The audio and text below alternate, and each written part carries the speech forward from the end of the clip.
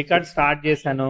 మన కన్వర్జేషన్ ని యూట్యూబ్ లో కేస్ స్టడీ కోసం అప్లోడ్ చేస్తాం. మీకు ఓకే కదా? Okay sir. చెప్పాలి, మీ డీటెయిల్స్ చెప్తారా?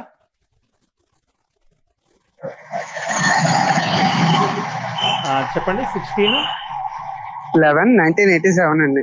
Okay, advance happy birthday to you. Thank you sir. Time 4:25 అండి కరెక్ట్గా. ఏమా పిఎం అంటే ఒక 5 నిమిషం. ఏఎమా పిఎమా? ఏఎం అండి, ఏఎం. ఓకే, ఏ ఊరు? అంటే తెల్లవారితే 16 అండి. అదే నేను పుట్టింది రఘుదేవపురం అండి. Spelling? Hello, spelling RAGU DEVA RAGU DGVA. మళ్ళీ చెప్పండి ఊరి పేరు. రఘుదేవపురం. ఓకే, దొరికింది. రాజమండ్రి దగ్గర కదా? రాజమండ్రి దగ్గర అండి. వస్తుందా మన సాఫ్ట్వేర్ లో? వచ్చింది, ఈస్ట్ గోదావరి. Okay, right. ఇది తులా లగ్నం వచ్చింది కదా, చిత్తా నక్షత్రంలో పడింది. పూర్వ ఫల్గుని నక్షత్రంలో పుట్టారు మీరు. అవునండి, పూర్వ ఫల్గుని నక్షత్రం. క్వశ్చన్ ఏంటిది? క్వశ్చన్ ఏంటంటే, నేను ఏ పని చేసినా హ్యాపీగా ఉండాలండి. నా వర్క్ నాకు బాధ అనిపించకూడదు. అలా నేను ఏ వర్క్ చేస్తే బాగుంటది అని చెప్పి. మీరేం చేస్తున్నారు ప్రస్తుతానికి? వచ్చి నేను సన్ఫుడ్ కార్పొరేషన్ అండి, వాళ్ళకి స్వీట్ షాప్ లో గట్టా ఉన్నాయి. అందులో సూపర్వైజర్ కింద చేస్తున్నాను నేను ప్రస్తుతానికి. ఫుడ్ రిలేటెడ్ గా దానిలో మీరు సూపర్వైజర్ గా చేస్తున్నారు. అంటే మీరు ఏం చేయాలి? అవునండి, మేనేజర్ గా ఆర్గనైజ్ చేయాలా? అంత సప్లై అవుతుందా లేదనేది? అంటే ప్రస్తుతానికి అయితే స్వీట్ షాప్ లో ఉన్నానండి. స్వీట్ షాప్ లో ఏం చేయాలి? చూడటమేనండి, అది ఆర్డర్లు అవి తీసుకోవడం. సరిగ్గా అక్కడికక్కడ వాళ్ళకి ఏది కావాలో ప్యాక్ చేసి ఇచ్చేసేయాలి. ప్యాక్ చేయించడం, లేకపోతే ఇప్పుడు కొత్త సమ్ డేస్ 4-5 రోజులకి ఇస్తారు కదండి. అంటే నాకు 14వ తారీఖు కావాలని, లేకపోతే 16వ తారీఖు కావాలని అలా ఇస్తా ఉంటారు. ఆర్డర్స్ వస్తాయి. మీరు ఒక ఆర్గనైజేషన్ లో ఎంప్లాయ్ గా ఉన్నారు, అంతేనా? అవునండి, ఆర్గనైజేషన్ లో ఒక ఎంప్లాయ్ గా ఉన్నానండి. ఓకే. మీకు మనీ సఫిషియెంట్ గా దొరుకుతున్నాయా మరి? నాకు మనీ ఎంత వచ్చినా సాటిస్ఫాక్షన్ అండి.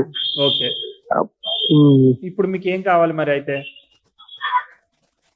అంటే ఒక్కొక్కసారి ఏమవుతుందంటే, నాకు ఓన్ గా చేసుకోవచ్చు కదా, ఎందుకు ఇలాగా అంటే మనం ఇంకోళ్ళ దగ్గర చేయడం, ఇలా చేయడం నాకు నచ్చట్లేదు. అది ఎందుకు? అప్పుడప్పుడు మిమ్మల్ని సప్రెస్ చేస్తున్నారా? మిమ్మల్ని ఇలా చేయాలి అలా చేయాలి?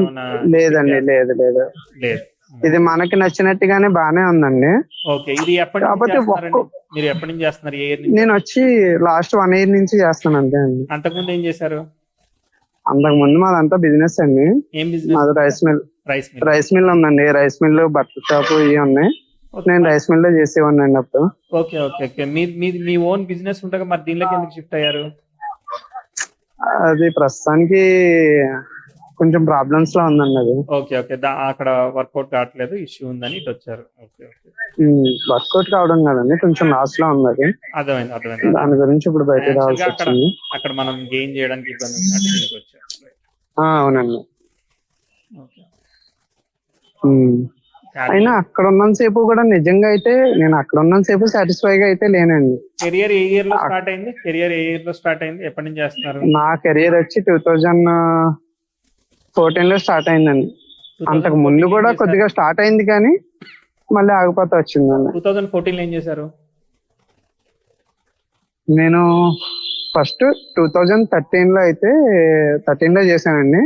HDFC బ్యాంక్ లో చేశానండి. మార్కెటింగ్ ఏంటిది? అది మార్కెటింగ్ ఏజెంట్ కింద. డిమార్ట్ 2-in-1 అకౌంట్స్ ఉంటాయి కదండి, DMart and trading accounts. Trading accounts open చేయడం అది చేసేవాడిని. అది 3 months. అదే 3 months చేసి తర్వాత ఒక ఆడిటింగ్ కంపెనీలో చేశానండి. ఓకే, తర్వాత టీచర్ గా చేశానండి 3 months. ఓకే. అది ఎప్పుడు ఏ ఇయర్ టీచర్? సేమ్ ఇయరేనండి, మాక్సిమం 2014 లో టీచర్ గా రైస్ మిల్క్ చేశాను ఎప్పుడు మూవ్ 4 అయ్యారు? మంత్స్. మీ రైస్ మిల్క్ ఎప్పుడు మూవ్ అయ్యారు? ఎప్పుడండి? రైస్ మిల్ ఉంది కదా, రైస్ మిల్క్ ఎప్పుడు మూవ్ అయ్యారు? రైస్ మిల్ కి 2014 లో మూవ్ అయ్యానండి. అదే టైంలో మూవ్ అయ్యారు. సో మోస్ట్లీ ఆ రైస్ మిల్లు, బటర్ షాప్ ఇవే నడిచినాయి లాస్ట్ 10 years, అంతేనా? ఆ ఇప్పుడు మొన్నటి దాకా కూడా రైస్ మిల్ లోనే అండి, ఇంకా అలా ఎక్కడికి వెళ్ళదు బయటికి. 2014 లోనే వచ్చాను. సో లాస్ట్ అక్కడే 2020 వరకు కూడా ఒక 8-9 years అదే నడిచినాయి. అదే నడిచిందండి, అక్కడే ఉన్నాను. Okay okay right. ప్రస్తుతం లాస్ట్ ఇయర్ మాత్రమే బయటకు వచ్చానండి, ఇంటి నుంచి కూడా బయటకు వచ్చాను. Okay okay. మనం మ్యారేజ్ ఏ ఇయర్ లో అయింది? 2014 అండి. 14. అన్ని 14 మనకి బాగా తగినాయి. 14 లో progressive 10th house textile natal March జరిగింది, మంచిగానే జరిగింది కాబట్టి మనం మల్టిపుల్ చేసినా కూడా మనము ముందుకు వెళ్ళగలిగాం, అర్థమైందా? తర్వాత అంటే 2013 లో మల్టిపుల్ చేశానండి. అదే 2000 year plus or minus progressive sun కూడా సాటర్న్ మీద వెళ్తున్నాడు కాబట్టి ఓ 2-3 ఏళ్ళు అది కొంచెం హార్డ్ వర్క్ ఇచ్చినా గానీ మూవ్ అయింది. దాని తర్వాత ఇప్పుడు బిజినెస్ లాస్ అది అని అన్నారు కదా, అక్కడ ఫ్యామిలీ బిజినెస్. ఇక్కడ ప్రోగ్రెసివ్ సాటర్న్ ఎప్పుడైతే మెర్క్యూరీని కన్యాయం చేశాడో 20 అరౌండ్ ద టైమ్ కొంచెం ఇష్యూ ఇన్వాల్వ్మెంట్ వచ్చింది, అర్థమైందా? Progressive Venus natal 10th house opposition వెళ్ళబోతున్నాడు. తర్వాత ప్రోగ్రెసివ్ మెర్క్యూరీ నెటల్ సాటర్న్ ని కన్జైన్ చేసి డెసిషన్ మేకింగ్ అవన్నీ ట్విస్ట్ ఇస్తున్నాడు. అదే టైంలో సాటర్న్ బుక్ జరుగుతుంది. సాటర్న్ వచ్చేసేసి మెర్క్యూరీ స్టార్ లో ఉన్నాడు. మెర్క్యూరీ లగ్నం మీద యాక్చువల్ గా బాగున్నాడు, సాటర్న్ స్టార్ ని ఎవరు ఆక్యుపై చేయలేదు. కానీ మెర్క్యూరీ వచ్చేసేసి ద్వితీయ లాభాధిపతితో పాటు అసోసియేట్ అయి ఉన్నాడు. అక్కడ ఏమన్నా మీరు అప్పులు ఇవ్వడం కానీ క్రెడిట్స్ ఇన్వాల్వ్మెంట్ కానీ 2021, 22 బాగా ఎక్కువ అయిందా, లేదంటే ఏదైనా ట్యాక్స్ లాంటివి బాగా పడ్డాయా? అప్పులు ఇవ్వటానికి అప్పటికే చాలా ఇబ్బందుల్లో పడిపోయానండి నేను. ఎందుకు? మీరు అదే 1 లక్ష ఇచ్చినా 1,00,000 పోయేదండి. నేను నేర్చుకోవడానికి ఎక్కువ పెట్టానండి. అంటే నాకు షేర్ మార్కెట్ నేర్చుకుందాం అని కొంత అమౌంట్ పెట్టాను, ఇంకోటి ఏదో కోర్స్ నేర్చుకుందాం అని. మిస్టేక్స్ మీదే కదా, ఈ రైస్ మిల్లు బట్టల షాప్ మీదే కదా? అన్ని మాదేనండి, అదే ఓన్ కాదు, పార్ట్నర్స్ అండి. Partners, okay okay. మా అన్నదమ్ములే. ఓకే. మొత్తానికి అక్కడ మిస్టేక్ ఆఫ్ డెసిషన్స్ అన్ని దెబ్బతీసాయి, అర్థమైందా? 2019-20 నుంచి స్టార్ట్ చేసి 23 వరకు కూడా అది జరిగాయి కాబట్టి మీరు బయటకు వచ్చారు, అర్థమైందా? ఇప్పుడు 23 నవంబర్ తర్వాత నుంచి 24 నవంబర్ వరకు progressive 10th house textile natal mercury జరుగుతుంది. ఇది మంచి ఆస్పెక్టే, ఇది positive aspect. After bad aspect తర్వాత ఇది జరుగుతుంది. కాబట్టి ఏంటిదనంటే మనం మళ్ళీ ముందుకు వెళ్లేదానికి అవకాశం. యాక్చువల్ గా మంచి చాటే. తులా లగ్నానికి లగ్నంలో బుధుడు భాగ్యాధిపతి ఉన్నాడు, రవి నీచంలో పడాడు కాబట్టి సంబంధం లేదు, కుజుడు రూల్ చేస్తున్నాడు లగ్నాన్ని. సో ఆ కుజుడు యొక్క స్టార్ లో ద్వితీయంలో ఉంటూ చతుర్థ పంచమాధిపతితో కలిసి ఉన్నాడు. సో బుధుడు రవికి వెనకాల ఉండడం వల్ల వక్రించాడు. సో చాలా బాగుంది. కానీ శని నక్షత్రాన్ని ఆక్యుపై చేసిన రాహు అనేవాడు ఇక్కడ 6 ఉండడం వల్ల అప్పుల్లో కిరుక్కోవడానికి కారణమైంది. లాస్ట్ లో శని బుక్ ఏదైతే ఉందో మనకి రాహులో శని జరిగినప్పుడు అంత దెబ్బపడింది అనమాట. ఆ 21 బిఫోరే అంతా డిసైడ్ అయిపోయింది. 19, 20, 21 మధ్యలో బాగా క్రంచ్ వచ్చింది అనమాట. అంటే మనం 10 రూపాయలు ఉంటే 20 రూపాయలు కూడా తీసుకొచ్చి ఒకసారి బిజినెస్ లో ఇన్వాల్వ్ చేయడం, లేదంటే ఈ బట్టల వ్యాపారంలో లేదంటే రైస్ మిల్లో తీసుకెళ్లి అవి స్టాకుల్లో పెట్టడం, అటు ఇటు రొటేషన్ అవన్నీ కూడా దెబ్బ కొట్టాయి, ఒకేసారి దెబ్బ కొట్టాయి. ఓకే. ఇప్పుడు మీరు ఏం చేయాలని నన్ను అడుగుతున్నారా, ఏం చేద్దామని మీరు ఏమైనా క్లారిటీ ఉందా? నాకు భయం వేస్తుంది అసలు, ఎటు నుంచి ఎటు వెళ్ళినా నాకు మన ఏ ఫీల్డ్కి వెళ్తే బాగుంటది, హ్యాపీగా లైఫ్ లీడ్ చేయాలి, బాగుండాలి. రాహు స్టార్ ని మెర్క్యూరీ ఆక్యుపై చేశాడు, Rahu in the star of Saturn. Okay, పర్వాలేదు. రాహులో శుక్రుడు జరుగుతున్నాడు. ఇప్పుడు శుక్రుడు యొక్క స్టార్ లాడు బుధుడు లగ్నం మీద, యోగకారకుడైన వాడు లగ్నం మీద ఉన్నాడు. దాంతో ధనాధిపతి ఉన్నాడు. ధనాధిపతి వ్యయ భావంలో ఉన్నా పర్లేదు, బాగానే కనెక్ట్ అయి ఉన్నాడు. మోస్ట్లీ ఇది లిఫ్ట్ ఇవ్వాలి మీకు, అర్థమైందా?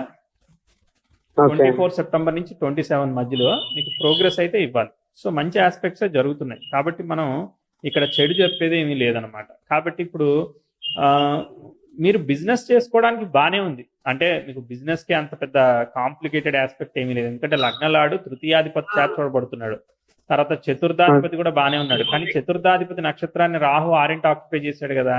కాబట్టి నేనేం చెప్తానంటే మార్కెటింగ్ రిలేటెడ్ గా ఏది ఉంటే అది చేస్తే మీకు చాలా వర్కౌట్ అయ్యేదానికి అవకాశం ఉంది. అర్థమైందా? మార్కెటింగ్ అంటే ఇప్పుడు మార్కెటింగ్. మార్కెటింగ్ ఇప్పుడు మీ దగ్గర ఒక వస్తువు ఉందండి, మీరు వేరే వాళ్ళకి ఎక్స్పోర్ట్ చేస్తున్నారు, సప్లై చేస్తున్నారు. అలా మీరు Okay. ఏదైనా ఒకటి సప్లై అదే ఎక్స్పోర్ట్స్ అండ్ ఇంపోర్ట్స్ అంటారు కదా, అలాంటి వాటికి బాగానే కలిసి వచ్చేదానికి అవకాశం ఉంది. అది మీరు అన్- వేరే ఏదైనా శారీస్ అవ్వచ్చు, ఇంకోటి అవ్వచ్చు, మీకు బాగానే అది రిజల్ట్ ఇచ్చేదానికి అవకాశం కూడా ఉంది. ఇప్పుడు టైం అయితే బాగానే ఉంది, మీరు ఓన్ గా చేసుకోవాలనుకుంటే కూడా చేసుకోండి. కాకపోతే అన్స్టెబిలిటీ ఎక్కడ వస్తా ఉంది అని అంటే దశాలాట్ Rahu in the star of Saturn, Rahu star ని బుధుడు ఆక్యుపై చేసి దాన్ని మెలిఫిక్స్ హెమ్ చేస్తున్నాయి, అటు ఇటు పాపార్కడంలో అక్కడ డిస్టర్బ్ అవుతున్నాడు. అందుకోసమే కాబట్టి మనం డైరెక్ట్ గా డబ్బులు పెట్టి, ఎందుకంటే డబ్బులు పెడుతుంటే మనం అగ్రెసివ్ గా స్టెప్ తీసుకుంటున్నాం కదా, అందుకని డబ్బులు లేకుండానే ప్రయత్నం చేయండి. సరే, లేదంటే జాబే డబ్బులు చేయండి. ఎందుకంటే ప్రోగ్రెసివ్ మార్స్ కూడా సన్నని కన్యాయం చేస్తాడు మళ్ళీ 30లో, అర్థమైందా? కాబట్టి మిక్స్డ్ ఆస్పెక్ట్స్ జరుగుతూ ఉంటాయి. అక్కడ కూడా మనము రాహుల మార్స్ దగ్గర కొంచెం జాగ్రత్తగా ఉండాలి. దాని తర్వాత గురువు వస్తాడు, గురువు అప్కమింగ్ దశ అవుతుంది, గురువు స్టార్లాడు, తర్వాత బుధుడు లగ్నం మీద ఉన్నాడు. కాబట్టి మీకు 3-12 ఇలాంటి ఆపరేట్ అవుతున్నాయి. కాబట్టి ఏంటంటే సర్వీసు, మార్కెటింగ్, జాబ్ ఇవే కంఫర్టబుల్ అనమాట. వాటిలో అయితే ఏమవుతుంది, మీకు నెలకు ఆదాయం వస్తుంది, కంఫర్టబుల్ గా వెళ్తుంది. కావాలంటే మీరు వర్కింగ్ పార్ట్నర్ గా వెళ్ళండి. ఇప్పుడు మీ ఫ్రెండ్స్ కాదు, బయట వాళ్ళు ఏదైనా బిజినెస్ పెడుతున్నారు, మీకు అంతా ఆర్గనైజ్ చేసి పెడతాను, నాకు 30% ఇవ్వండి, లేదంటే 20% ఇవ్వండి, నాకు శాలరీ కూడా ఇవ్వండి. అర్థమైందా? పర్సంటేజ్ ఇవ్వండి, శాలరీ కూడా ఇవ్వండి. కాదు నేను డబ్బులు ఏం పెట్టను, మీకు ఎంత అంటే అంత హార్డ్ వర్క్ చేస్తాను, పొద్దున్న నుంచి సాయంత్రం వరకు మీతోనే ఉంటానని చెప్పండి.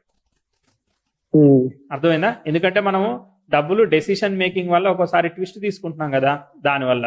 చార్ట్ బాగుంది, యాక్చువల్గా బ్రహ్మాండంగా ఉందన్నమాట చార్ట్. చార్ట్ చాలా బాగుంది, చార్ట్ లో ఏం ఇష్యూ లేదు. మనకి అప్పుడు తీసుకున్న మిస్టేక్ ఆఫ్ డెసిషన్ వల్ల మీకు లో కాన్ఫిడెన్స్ అనిపించింది, అర్థమైందా? అప్పుడు మనం దానిలో పెట్టాం కదా, స్టాక్స్ అవి పెట్టి పోయే వరకు, ఇప్పుడు ఏమో సోర్స్ లేదు, అన్ని రకాలుగా ఇబ్బంది ఉంటుంది కదా. సో కాబట్టి మీరు స్టెబిలిటీని కోల్పోకండి, ఎందుకంటే పెళ్లి అయింది, ఇప్పుడు అంత ఫ్యామిలీని అంతా చూసుకోవాల్సి వస్తూ ఉంటుంది. మళ్ళీ డైవర్ట్ అయ్యి కిందికి పోయామనుకో, మళ్ళీ ఖర్చులు పెరిగిపోతా ఉంటే ఇబ్బంది అవుతా ఉంటుంది. కాబట్టి స్టెబిలిటీని కోల్పోవద్దనంటే మనం జాగ్రత్తగా మెట్టు ఎక్కుతా ఉండాలి. ఓకే, అంటే నేను ధాన్యం కొని అమ్మి వ్యాపారం చేద్దాం అనుకోని, అది ఏమన్నా అవుతుందా? అవుదా? చేసుకోండి, అదే చెప్తున్నాను, మారుబేరం మీకు కలిసి వస్తుంది, చేసుకోండి. నేను చెప్పింది కూడా అదే, మీరు చెప్పముందు కూడా అదే చెప్పాను నేను. ధాన్యం కొని ఒడ్డు మిల్లుకి సప్లై చేశారనుకో, అప్పుడు కూడా మీకు వర్కౌట్ అవుద్ది కదా. వర్కౌట్ అవుద్దండి. అంటే మనకి ఫీల్డ్ అలాంటిది బియ్యం చేసుకోవచ్చు, బియ్యం నుంచి మనం దళారిగా అలా చేసుకోవచ్చు, అది బానే ఉంటుంది. అర్థమైందా? అదంతా బాగానే ఉంటుందండి. అదంతా బాగుంటుంది, ఎందుకంటే అప్కమింగ్ దశలాడు కూడా గురువు బుధ నక్షత్రంలో ఉన్నాడు, బుధుడు లగ్నం మీద ఉన్నాడు. కాబట్టి మనకి అవన్నీ వర్కౌట్ అవుతాయి. ఎందుకంటే ద్వితీయాధిపతితో కుజుడు కూడా కలిసి ఉన్నాడు కదా, ఫుడ్ కావచ్చు, ఇప్పుడు కూడా స్వీట్స్ చేశారు, అంతకుముందు ధాన్యం చేశారు, లగ్నాధిపతి ద్వితీయానికి కనెక్ట్ అయ్యాడు, ఇవన్నీ ఫుడ్ రిలేటెడ్ గా వాటికి బాగానే వర్కౌట్ అవుతుంది. మీరు ఏదైనా కానీ కొని అమ్మడం, అర్థమైందా? దళారిగా కొని అమ్మేయాలి అంతే. కొంత పర్సంటేజ్ మార్జిన్ పెట్టుకోవాలి, అక్కడికి సప్లై చేసుకోవాలి. అంటే మీ నేపథ్యం పూర్తిగా నాకు తెలియదు, మీరే చెప్పాలి అది, మీకు అది వర్కౌట్ అవుద్దా ఇంకేమన్నా. మీరు చెప్పేదాన్ని బట్టి నేను ఇక్కడ ఉన్న ఆస్ట్రాలజికల్ గా చెప్తాను, నేనేమి గాల్లోంచి తీసే. అర్థమైందా? అదే అండి. ఎందుకంటే ఒకే గ్రహం చాలా మందికి పనిచేస్తుంది, ఒక రకరకాలుగా పనిచేస్తుంది, ఒకే రకంగా పనిచేయదు. కాబట్టి మీరు చెప్పేదాని నుంచే ఫిల్టర్ చేస్తాను నేను ఎప్పుడైనా.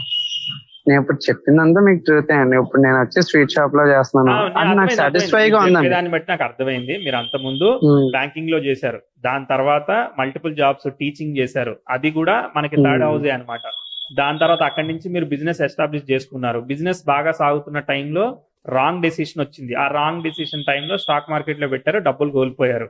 దాని తర్వాత లో కాన్ఫిడెన్స్ వచ్చింది, తర్వాత ఒక జాబ్ చేస్తున్నారు. మనం ఆల్రెడీ పెద్దగా బతికిన తర్వాత మన ఓన్ది మనం చేసుకున్నాక మనం అక్కడ ఉండలేక ఈ మనసు ఈ స్వీట్ షాప్ లో ఉన్నప్పుడు కొంచెం అన్కంఫర్టబుల్ గా ఉంది. ఎందుకనంటే మనం ఏమీ చేయట్లేదు అన్నట్టు, ఖాళీగా ఉంటున్నట్టు మన మనసుకి అనిపిస్తా ఉంటది. ఎందుకంటే 100 కిలోమీటర్లు పరిగెట్టే గుర్రానికి 10 కిలోమీటర్లు వెళ్ళమంటే ఎలా ఉంటది, బోర్ కొడుతుంది. కాబట్టి ఇప్పుడు మీకు అలాంటి పరిస్థితి వచ్చింది. మీరు ఇప్పుడు ఏం చేయమని చెప్తున్నానంటే, ఇప్పుడు మీరు వేరే ఒక అవకాశం దొరికాక జాబ్ మానేయండి, అర్థమైందా? వేరే ఒక అవకాశాన్ని ఏర్పాటు చేసుకోండి, మెల్లమెల్లగా ఏర్పాటు చేసుకోండి. ఒక 6 నెలలు పడుతుంది, అంటే సంవత్సరం పడుతుంది. తర్వాత ఒక్కసారి సిద్ధం అయ్యాక, ఎందుకంటే ఆల్రెడీ రైస్ మిల్ చేస్తున్నారు కాబట్టి ఇప్పుడు మనం రైస్ కొని అమ్మడం కానీ, లేదంటే వడ్లు సప్లై చేయడం కానీ, ఏదో రకంగా దళాలాగా చేసుకుంటా ఉంటే, ఎందుకంటే మంచి ఆస్పెక్ట్ జరుగుతుంది కాబట్టి వర్కౌట్ అవుతుంది. మధ్యలో రేపు ఇబ్బందికరమైన ఆస్పెక్ట్ వచ్చినా తర్వాత మళ్ళీ ఓవర్కేమ్ చేసి ముందుకు వెళ్ళడానికి ఆస్పెక్ట్స్ ఉన్నాయి అనమాట. ఏమీ భయపడాల్సిన అవసరం లేదు. చార్ట్ చాలా వరకు ముందుకెళ్తుంది. దాదాపు ఒక 10 ఏళ్ల వరకు బానే ఉంది. దాని తర్వాత మధ్యలో చిన్న చిన్న బ్రేక్స్ వచ్చినా గానీ వెళతా ఉంటుంది. అర్థమైందా? ఓకే ఓకే వస్తూ ఉంటాయి కష్టాలు, బట్ ఎప్పుడైతే మీరు దళారి లాగా కన్సల్టెంట్ లాగా చేస్తున్నారో మధ్యలో మనకి నష్టపోయేది ఏముంది మహా అంటే? అర్థమైందా? మనం 10 రూపాయలు కొంటాం, 12 రూపాయలకి ఇచ్చేస్తాం అంతే. అవునా. సరే మరి ఉండనా మరి. ఇంకోటి అది కాదు సార్, ఇంకోటి అడుగుదాం అనుకున్నాను. అడగండి. ఇప్పుడు షేర్ మార్కెట్ లోకి అయితే ఇన్వాల్వ్ అవద్దండి. అలా Already నేను మనం wrong ఒకవేళ ఇది time లో మానేస్ మన రాంగ్ టైం లో మన కొవ్వొత్తంతా కరిగిపోయింది కదా, ఇంకా ఉందా షేర్ మార్కెట్ సరదా? ఎందుకు షేర్ మార్కెట్ మీరు డబ్బులు సంపాదించి దాచుకుంటే వాటిని ఇండెక్స్ ఫండ్ మీద ఒక ఫైనాన్షియల్ కన్సెంట్ ద్వారా హెల్ప్ తీసుకొని శని చంద్రుని చూసినప్పుడు మనకి కంగారు, లాస్ ఎంతైనా చూస్తాం కానీ ప్రాఫిట్ చూడలేం. కాబట్టి మనం కొంచెం కొంచెంగా దాన్ని నేను ముట్టుకొని అన్నట్టుగా మీ డిజాస్టర్ ఫండ్ లేదంటే కొంత సేవింగ్ ఫండ్ 5% 10% సేవింగ్ చేసుకుంటే వెళ్ళండి. దాని గురించి ఎక్కువ ఆలోచించండి. ఓకే అర్థమైందా? Okay okay all the best అండి. Okay thank you sir.